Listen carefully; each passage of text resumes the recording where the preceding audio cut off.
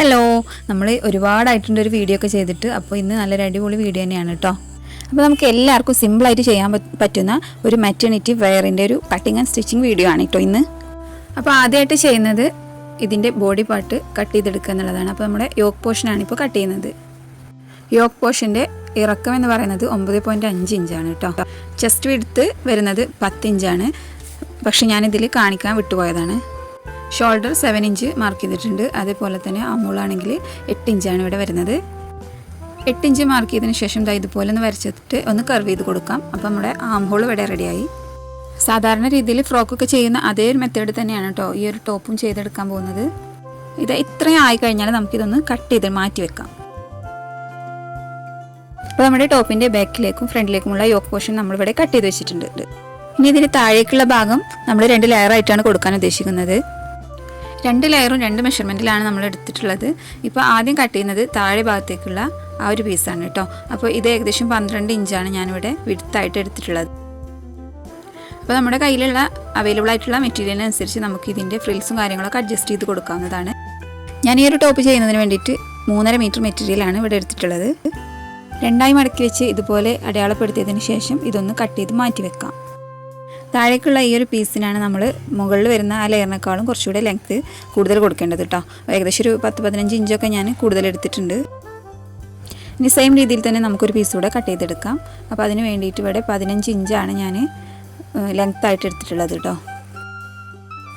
മുഴുവനായിട്ട് മാർക്ക് ചെയ്തതിന് ശേഷം നമുക്ക് ഇതും ഒന്ന് കട്ട് ചെയ്തെടുക്കാം. അത്യാവശ്യം കുറച്ചെങ്കിലും സ്റ്റിച്ച് ചെയ്യാൻ അറിയുന്നവർക്കാണെങ്കിലും ഇത് പെട്ടെന്ന് തന്നെ ചെയ്തെടുക്കാൻ പറ്റും കേട്ടോ. അത്രയും ഈസി ആയിട്ടുള്ളൊരു മെത്തേഡിലാണ് നമ്മൾ ചെയ്യുന്നത്. ഇപ്പോൾ നമ്മൾ കട്ട് ചെയ്തെടുത്തിട്ടുള്ളത് യോക്ക് പോർഷൻ്റെ നേരെ താഴെ ജോയിൻ ചെയ്ത് കൊടുക്കാനുള്ള ആ ഒരു ലെയറാണ് കേട്ടോ. ഇതിൻ്റെ വിഡ്ത്തായിട്ട് എടുത്തിട്ടുള്ളത് നമ്മുടെ ചെസ്റ്റ് അളവിൻ്റെ ഇരട്ടിയാണ് കേട്ടോ എടുത്തിട്ടുള്ളത്. ഇനി അതിൽ കുറച്ച് കുറഞ്ഞാലും കുറച്ച് ഫ്രിൽസ് അഡ്ജസ്റ്റ് ചെയ്തിട്ട് കൊടുത്താലും നമുക്ക് ചെയ്യാൻ പറ്റും.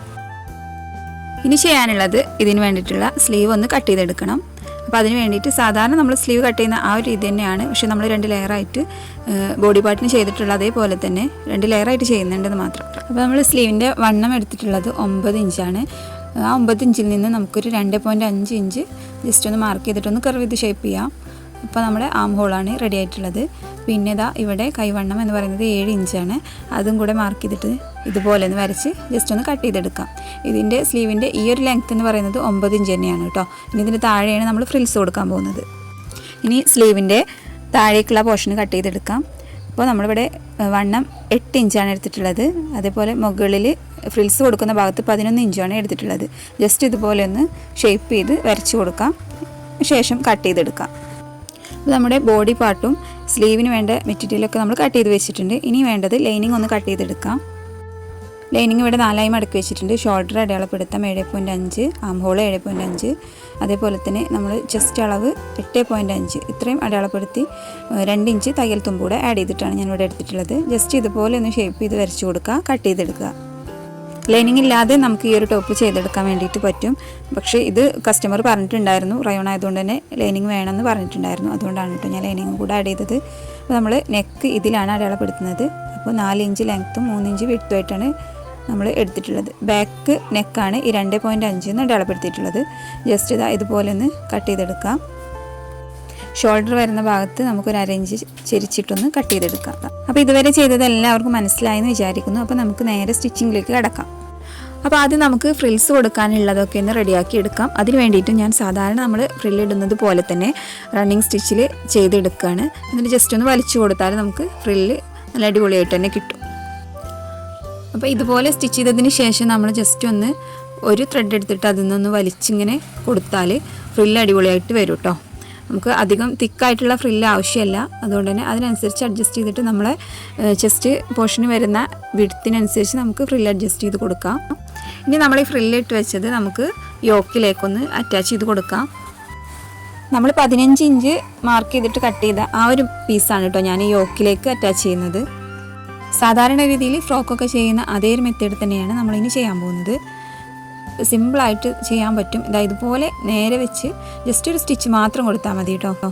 ഇതൊക്കെ ഡീറ്റെയിൽ ആയിട്ട് പറഞ്ഞ് ബോറടിപ്പിക്കണമെന്ന് വിചാരിച്ചിട്ടാണ് ഇത്രയും സിമ്പിളായിട്ട് കാണിക്കുന്നതും സിമ്പിളായിട്ട് പറയുന്നതും കേട്ടോ. എത്രത്തോളം നിങ്ങൾക്ക് മനസ്സിലാവുന്നുണ്ട് എന്നുള്ളത് എനിക്കറിയില്ല. അതുകൊണ്ട് തന്നെ എന്തെങ്കിലും ഡൗട്ടോ കാര്യങ്ങളൊക്കെ ഉണ്ടെങ്കിൽ നിങ്ങൾക്ക് എന്നോട് കമൻസിലൂടെ ചോദിക്കാവുന്നതാണ്. ഞാൻ തീർച്ചയായിട്ടും റിപ്ലൈ തരുന്നതായിരിക്കും. ഇനി സെയിം രീതിയിൽ തന്നെ നമുക്ക് മറ്റേ പീസ് കൂടെ ചെയ്തെടുക്കാം. നേരത്തെ ചെയ്ത പോലെ ഫ്രിൽസ് ഇട്ട് കൊടുക്കാം. അത് നേരെ അതിൻ്റെ താഴെയായിട്ട് നമുക്ക് സ്റ്റിച്ച് ചെയ്ത് കൊടുക്കാം. 15 ഇഞ്ചിൽ കട്ട് ചെയ്തിട്ടുള്ള ആ ഒരു പീസ് നമ്മൾ ഓൾറെഡി ചെസ്റ്റ് പോർഷനിൽ വെച്ച് കൊടുത്തിട്ടുണ്ട് യോക്കിൽ. അപ്പോൾ അതിൻ്റെ ആ 15 ഇഞ്ച് നമ്മൾ കട്ട് ചെയ്തെടുത്തിട്ടുള്ള ആ ഒരു മെറ്റീരിയലിൻ്റെ താഴെയായിട്ടാണ് നമ്മൾ ഇനി 12 ഇഞ്ച് കട്ട് ചെയ്തത് വെച്ച് കൊടുക്കേണ്ടത്. മുകളിൽ വന്ന ആ പീസിനേക്കാളും നമ്മൾ ഇവിടെ ഒരു 15 ഇഞ്ച് കൂടുതൽ എടുത്തിട്ടുണ്ട് കേട്ടോ. ഇതിൻ്റെ ഒരു വിഡ്ത്ത് എന്ന് പറയുന്നത് മുകളിൽ വന്നതിനേക്കാളും കുറച്ച് കൂടുതൽ എടുത്താൽ മാത്രമേ നമുക്ക് താഴെയുള്ള ആ ഒരു ഫ്രില്ല് കൊടുക്കുന്ന സമയത്ത് കറക്റ്റായിട്ട് വരുള്ളൂ. അപ്പോൾ 2 പാർട്ടായിട്ടാണ് നമ്മളിവിടെ ഇത് ചെയ്തെടുത്തിട്ടുള്ളത്. അപ്പോൾ ഒരു ഭാഗം ഇതുപോലെ എല്ലാം ചെയ്ത് കഴിഞ്ഞിട്ടുണ്ട് കേട്ടോ. ഇനി ഇതേ മെത്തേഡ് തന്നെ നമുക്ക് മറ്റൊരു ഭാഗം കൂടെ ചെയ്തെടുക്കാനുണ്ട്. ഇത്രയും ചെയ്ത് വെച്ചു എന്നല്ലാതെ നമ്മൾ നെക്കൊന്നും ഇതുവരെ സ്റ്റിച്ച് ചെയ്തിട്ടില്ല. അപ്പോൾ എല്ലാം ചെയ്തതിന് ശേഷം ലൈനിങ് വെച്ചിട്ടാണ് നമ്മൾ നെക്ക് സ്റ്റിച്ച് ചെയ്യാൻ പോകുന്നത്. ക്യാൻവാസ് വെച്ചിട്ട് നെക്ക് സ്റ്റിച്ച് ചെയ്യണമെങ്കിൽ അങ്ങനെയും ചെയ്യാം കേട്ടോ. നമ്മൾ സിമ്പിൾ വേ ആണല്ലോ നോക്കുന്നത്, അതുകൊണ്ട് തന്നെയാണ് എപ്പോഴും സിമ്പിളായിട്ടുള്ള മെത്തേഡിൽ കാണിക്കുന്നത്. സാധാരണ പോലെ നമുക്ക് നെക്കൊന്ന് സ്റ്റിച്ച് ചെയ്തെടുക്കാം. നെക്കൊക്കെ സാധാരണ ചെയ്യുന്ന പോലെ തന്നെ ചെയ്താൽ അത് ഡീറ്റെയിൽ ആയിട്ട് പറയേണ്ട ആവശ്യമൊന്നുമില്ല. അതുകൊണ്ട് തന്നെ നമുക്ക് സാധാരണ ചെയ്യുന്ന ആ രീതിയിൽ തന്നെ ചെയ്തെടുക്കാം. അപ്പോൾ നമ്മളിവിടെ സ്റ്റിച്ച് ചെയ്തതിന് ശേഷം ഒന്ന് കട്ട് ചെയ്ത് വെച്ചിട്ടുണ്ട്. ഇത് മറിച്ചിട്ടിട്ട് നെക്കിലൂടെ നമുക്കൊരു സ്റ്റിച്ച് കൊടുക്കാം.